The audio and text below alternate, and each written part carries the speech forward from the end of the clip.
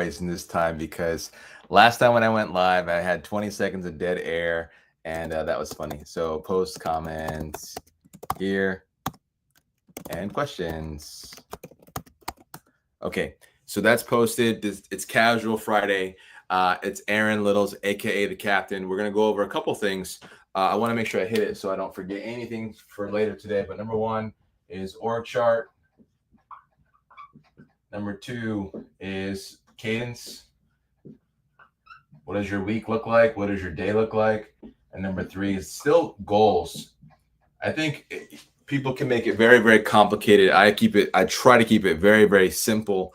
And there's even if you're a solopreneur, you still have all your departments, sales, marketing, which are different, operations to fulfill whatever it is.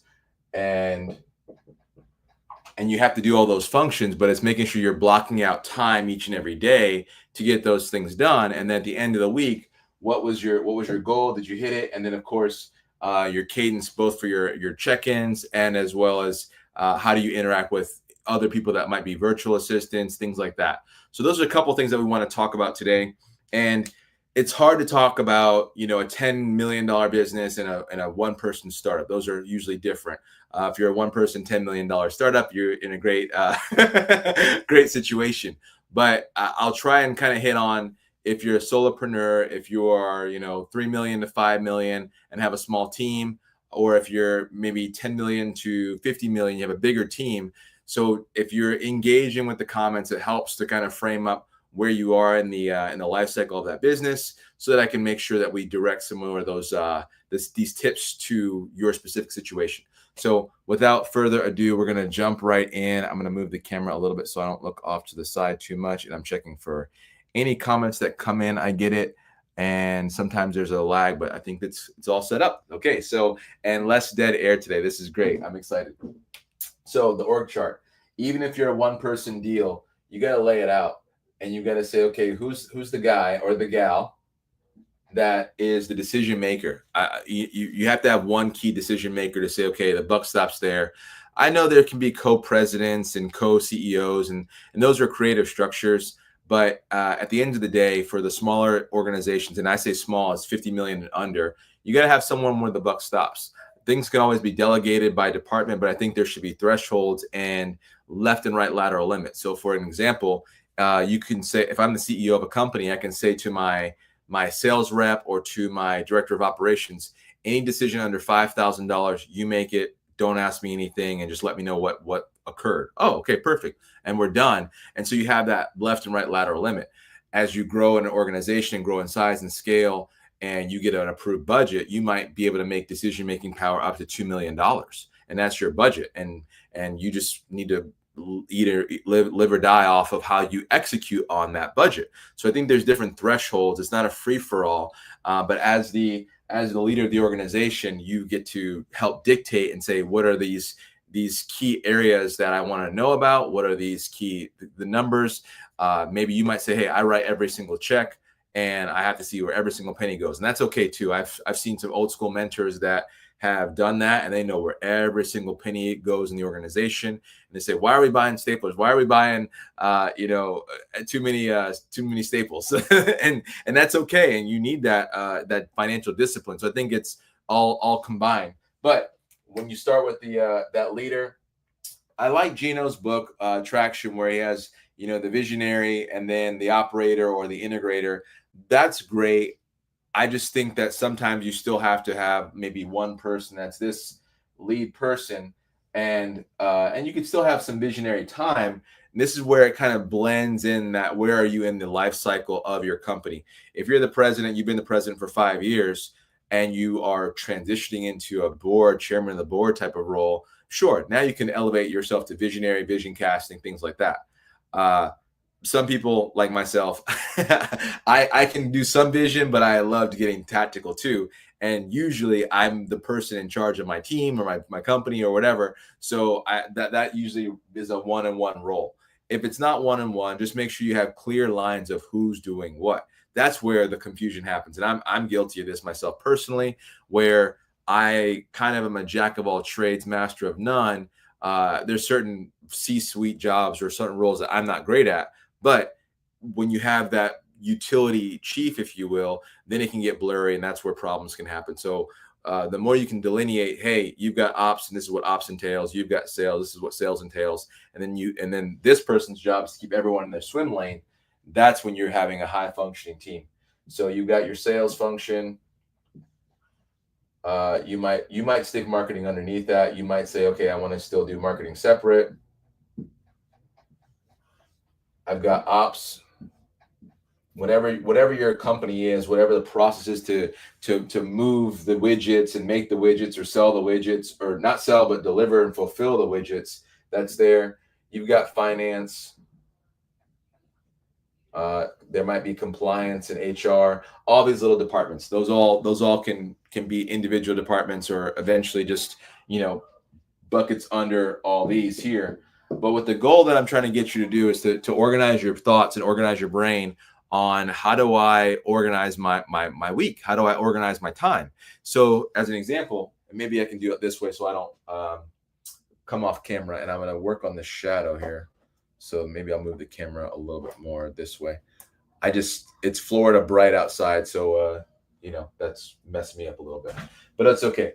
Finance might only be 2 hours a week, right? You might have a few key reports that you don't get all the data for last week or for last month until Wednesdays or Thursdays. And so you carve your time on Wednesdays to look at all your financial reports, or you might look at some of the reports on Mondays, and you might split the time and say, okay, let's do a quick review of how we finished on Monday finance wise. And then there might be some key indicators, like with staffing, the end of the month's a big deal. So it's like, what invoices didn't get paid yet? What's going to charge off? Who am I going to owe money to? Who can I beg to wire me money so that I don't have to pay the bank back, right? So there's some nuances that you want to go through and say, okay, what are those key timelines? If it's day of the week, time of week, cutoff times for payroll, all those different things, and then block it on your calendar on when you can have that time to make sure you have some headspace for it.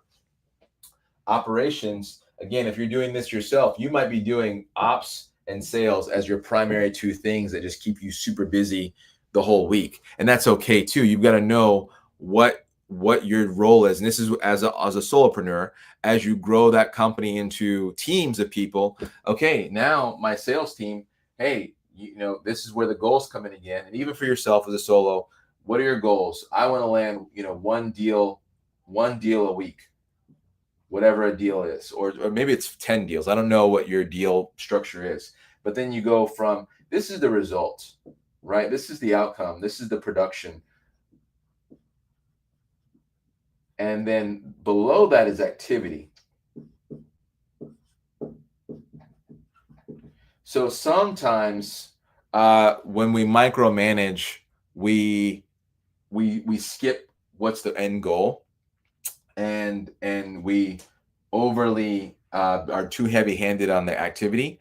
Now, the way I work it is saying, hey, here's your goal. Here's the recommended activity level to hit the goal based on data and years and years and years of experience and time. So as an example, to get one deal, that means you should have 5 pitches sent out or proposals sent out each week, because that's your closing ratio is 20%, and 5 out means you're going to land 1. Okay, good. And then from there, to get 5 pitches, you got to make $100 a day. Then we say, hey, best practices are when you make a dial and send a text message as well, and send a corresponding email, and then also do an email campaign, right? So now that one contact might get, oh gosh, I don't know, 7 or 8 contacts that week, depending on how the flow goes. And so that's the right activity level. And I want this. So if someone gets that one deal, but they did half or whatever, they're a good rep. They're more efficient. So don't punish efficiency. And this is where your comp plan comes. And that's a whole separate conversation on making sure that your sales team has a great comp plan where they want to get after it, and they're going to make money. And I'm pro sales making money, but I also know that there's other structures where the whole team can benefit too. I'm a fan of, everyone in the team gets a Super Bowl ring when we win. So I want the janitors to get a ring. I want everyone bought into the program. The sales team just might have a better package than a customer service call center person. And that's okay too. So the point being there is to know your team, know what motivates them. Is it money? Is it PTO? Is it whatever? And then have the right structure to say, okay, if someone beats the plan, don't be mad about it. If they beat the plan, that means you hit your revenue goals and you're making money. Oh, thank you, salesperson. Do you have a cousin? Do you have a twin brother?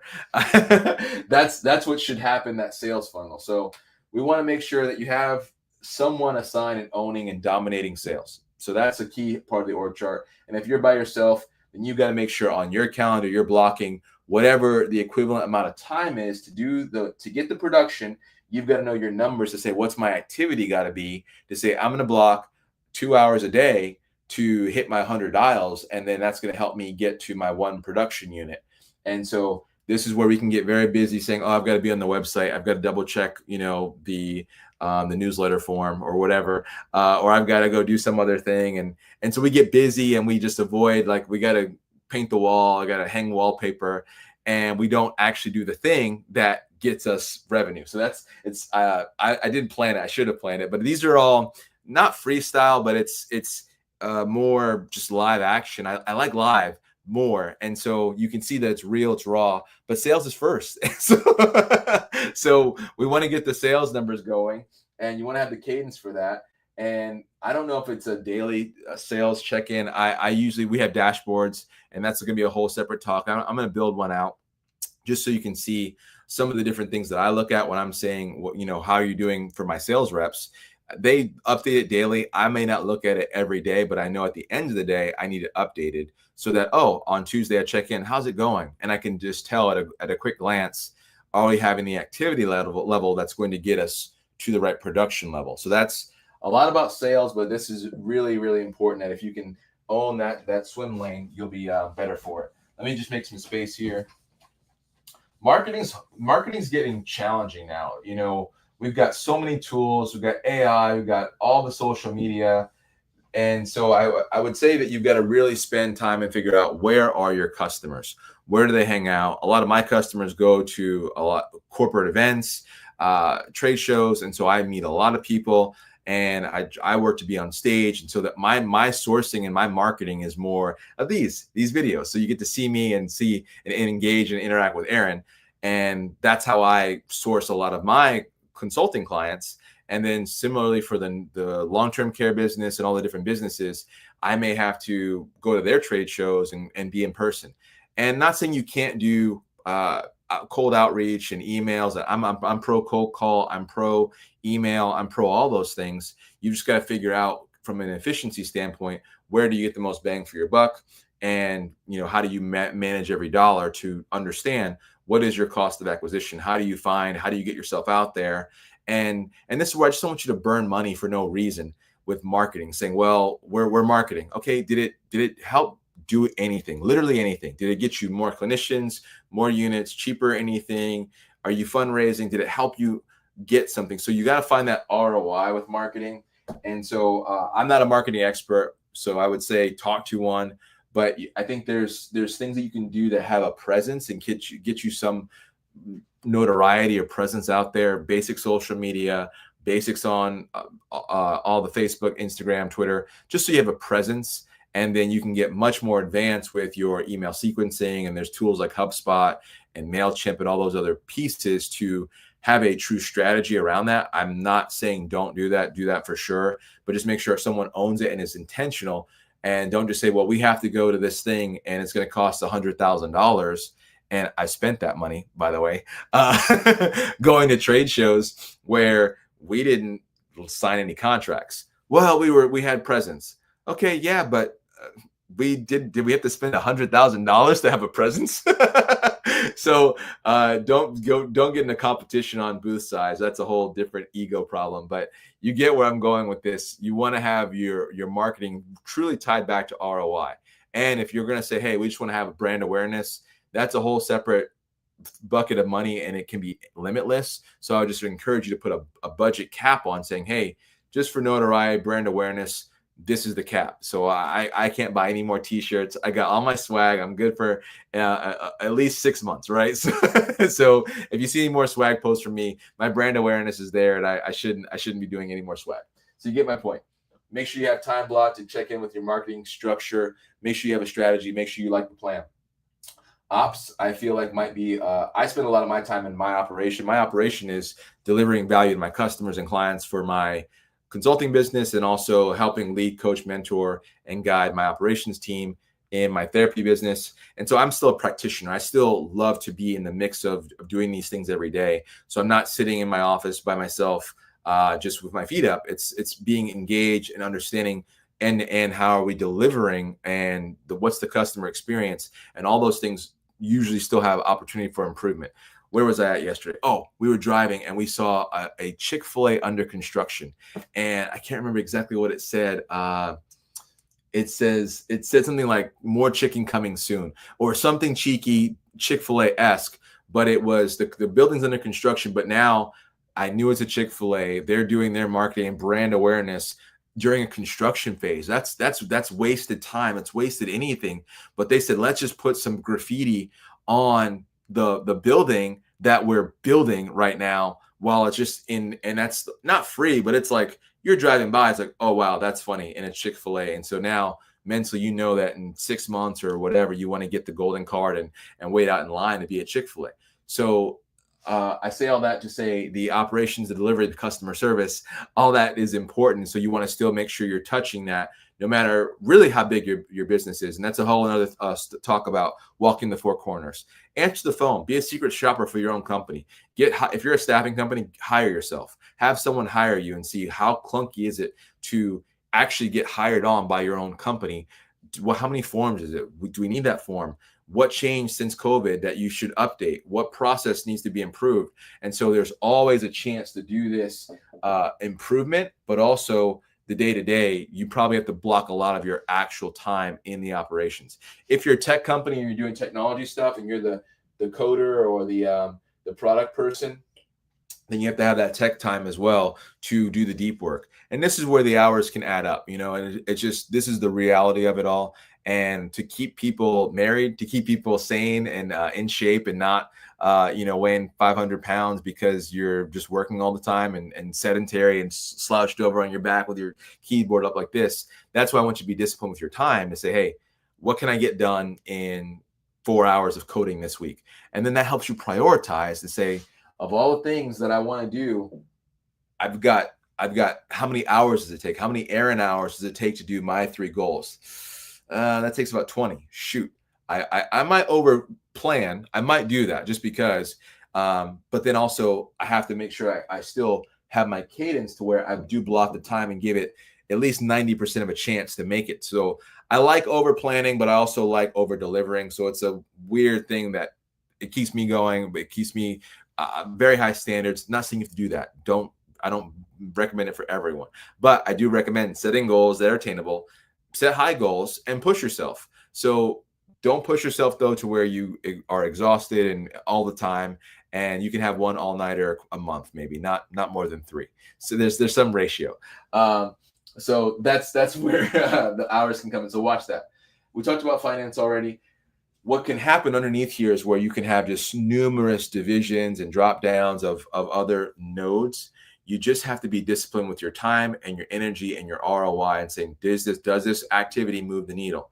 What we forget sometimes is that the number one goal of a business is to make money. And if we forget that and we're saying, I want this bright, shiny new thing, sure, you might want it, you might need it, it might help, but did it actually increase sales? I didn't want to be mean on LinkedIn, so I'm not a troll like that. But I saw a stat about some AI tool helping productivity by 70%. I was like, well, did your revenue go up 70%? Well, the answer would have been no. Did you go out and fire a third of your workforce or whatever to reduce money, reduce spend? The answer then would be also no. So I'm pro AI, I'm pro enhancements, I'm pro all this stuff. But if we're not actually moving the revenue needle or looking at how do we reduce our spend without just being a mass layoff company, I don't want that either. But that's the key. How do we actually drive more sales? Is it a new vertical? Is it a merger? Is it a joint venture? Is it true organic? Or a hybrid combination of all those things? So that's where I want you to really look at it before you start buying tools or spending time, spending energy. Will there be a return that generates revenue for your company at the end of it all? That's my thesis. So if it's not generating more revenue, then you've got to say, okay, well, I'm going to justify it. And maybe I'm being harsh, and I'm sorry. It's going to help me raise my brand awareness. It's going to help me save time for my employees and be a better employee experience, and it's going to help them. Okay, sure, that's fine. If that helps employee morale go up because of this new tool, great. So I would challenge you to think about any investment you're going to make. Does it have a direct line path towards increased revenue or decreased actual spend? If it does, then let's explore it and figure out when's the payback period and how does it actually move the needle for you. If it doesn't, then just be mindful, just be wise, and what's your budget so you don't get into this trap of every shiny new object, because your team, you can go like this, oh, we're going to try this and we're going to try that. But for your team, they're in the whiplash of the whole entrepreneur good idea syndrome. So you got to be careful about that, not just for your sake, but for your team's sake, to make sure they can keep up. Okay, I know we're getting close to, what time is it? Oh, we still got some time. Okay, so we talked about a little bit about Cadence, and I say block time for these. I do like the weekly standing meeting. So if you have an executive team, I like a crisp agenda. I like crisp bullet points. I like some fluff built in either at the beginning or at the end for socialization. When I was in the Marines, we would have Warrior Wednesday. And so you didn't have to drink, but we would go to a bar and there was sodas or whatever. And sometimes I would work out afterwards, so I would not drink at the party, but it was a chance to at least break bread. There was appetizers and things like that to just get to know everybody on a personal level, because I still believe that when you have that executive team working in, and as people, we at least kind of can deal with each other. It helps. It's just one of those things where if there's some personal gel, we're humans. It doesn't hurt you. So, and I know we're all virtual, and people are doing a great job with virtual events and happy hours and virtual get to know you sessions. So I would encourage that. There'll be a whole separate episode and season or talk about leadership and even personal growth. I can go on and on and on about it because now I realize that I'm spoiled. I was in a pressure cooker of leadership training for years and years. And so I take for granted a lot of the things that I sat in a classroom and learned in the Marines under the pressures of combat. And so some of those lessons, people who are on a Zoom call leading a virtual team of 10 people, you will not have had those. So that's where you want to be reading and growing and interacting with people so that you can say, oh, this is what good leadership does look like. And I'm not saying I'm the best leader out there. I'm just saying I've made a lot of mistakes at a leadership level that I've learned from. And so that's made me better. And that's what I want you to do, is make sure you're making quality mistakes, quality reps, and then learning from all those things. The mentality that you can't make a mistake is just that's not even a safe space. You have to be able to make some mistakes here and there. Otherwise, you won't grow, you won't learn. We wouldn't have a light bulb. So if you had to do it perfect every time, then literally nothing happens. You don't know how to walk. That's the one I heard, is that babies, we were at the museum last night, the library, and there's this little baby, and she was just trying to figure it out. She kept doing tripod and getting it worked out, but it's like, you don't do it for them. You got to let them figure it out. And same with business. Don't go bankrupt. Don't bet the farm on every single deal. But figure out, what can I learn? How do I engage with this and try something? So try things that don't free, low code, no code. There's so many things out there now. YouTube has so much out there that you can take a class on whatever and learn something and be able to better yourself, better your company, and say, okay, how do I take this to the next level for free, and go to the library, look at a book. I just checked out a book today. That's an audio book. I'll listen to it tomorrow morning, and it's going to help me be a better whatever I want to be. So it's it's a secret book right now, so that's why I'm not sharing it. But you can have your own personal books on how to be better at whatever your discipline is, whatever your craft is, so that you can continue to grow. Seek feedback. Be able to engage with people and say, hey, where's my weak spot? Where's my gap? You guys tell me. Okay, we talked a lot about all these pieces, but the cadence, You want to have a good meeting. You want to have good meeting cadences. What's the objective of the meeting? Who needs to be there? And then have meeting ground rules. Guys, I need everyone to put their phones in a box for the next hour, and we'll reconnect after that. Or no laptops, pro laptops. AI is going to record the meeting anyway. So really get those ground rules set, because if you do that, the meeting, instead of taking 2 hours, might get done in an hour and 12 minutes. And then you get all that time back because of focused work. And that's I know that might be controversial, talk about putting your phone down, but 15 years ago, it's like, wait, why you're touching your phone? That's disrespectful. So different, we're in a different season of our world right now. So that's a joke for anyone under 40 years old. Okay. Goals. I'm a big goal setter. I think sometimes it's hard to really report out on weekly goals in an executive style meeting. There might be weekly tasks that you can report out on, but at the end of a month, you really have big goals. Did we move our revenue up month over month? Did we really see that rise and that boom? Because as you get bigger, it's just like an aircraft carrier. It takes a little bit more time to kind of turn that ship around. When you're smaller, you're a little bit more nimble. You can say, okay, we're going to pivot, boom, boom, and everyone just follows you. If you've got to have 2 meetings and things like that to kind of let everyone know the plan, it might take a few weeks for that to trickle out, roll out, and then see that movement. So that's where sometimes the monthly goals can be more realistic on seeing how do you improve month over month than weekly goals. But I still set weekly goals both for myself, and then at the team level, at the leadership level, they should all set weekly goals. And then, of course, we talked yesterday a little bit about quarterly and annual goals. Highly important. You've got to do all those things. And this is where you got to watch yourself. And I like traction. You're going to hear me talk about traction until I write my book about a business SOP. So if Gino Wickman's book Traction is a football team, they run a pro style offense. And that's fantastic. You need a prototype. You need Tom Brady. Me personally, I like the triple option. I want to be able to be kind of just, let's see what the defense is doing and see what comes at me, and how can I be nimble to where I can throw it 30 yards in the field, but I also run a 4-5, right? So I want that quarterback that can kind of do a little bit of everything, and the team understands that it's going to take a whole team to win, and that's the different styles that you can have in your business, and that's personality. That's who you are, and I don't think it's not a problem to have a different personality style than someone else, and that's okay. So you want to find a system that works for your business style, but you should be intentional. You should have a system on how you operate, how you set your meeting cadences. I've done 15-minute stand-up meetings in the morning where you're literally standing up so that we all have 3 bullets. Hey, what are you going to knock out today? What are you going to knock out today? Okay, any questions, any issues, any blockers? Okay, ready, break. And then we all go and do our thing.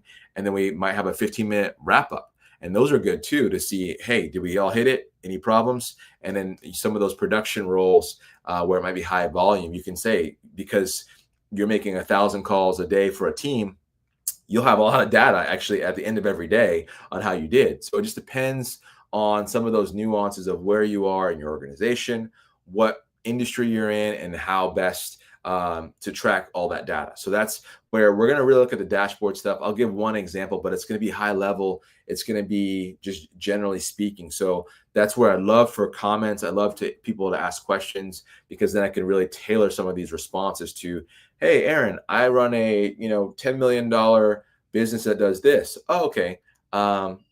Let's talk about what that dashboard could look like on those key metrics. So we might get guests on here. Maybe we'll do live guests. We can have people just get the link and jump on here, so I'm not by myself all the time. So that'll be fun too. We got all the things set up now. I feel better about it. I just I have lights in the garage. I got to get them out. It's just funny. So the sidebar, 12 years ago, to do a video and then post it live and then have it look good was hard. Or even to record a video, edit it, splice it together, and then publish it was hard.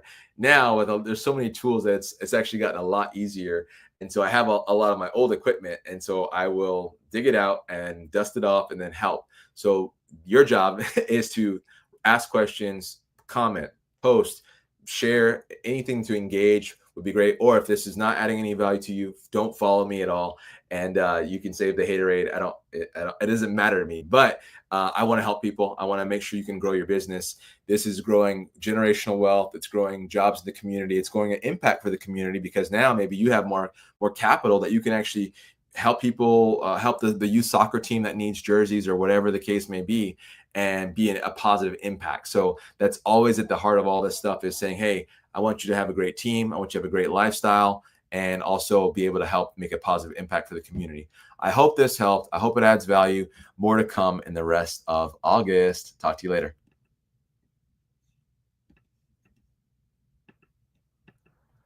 Oh, I almost ended the stream. So there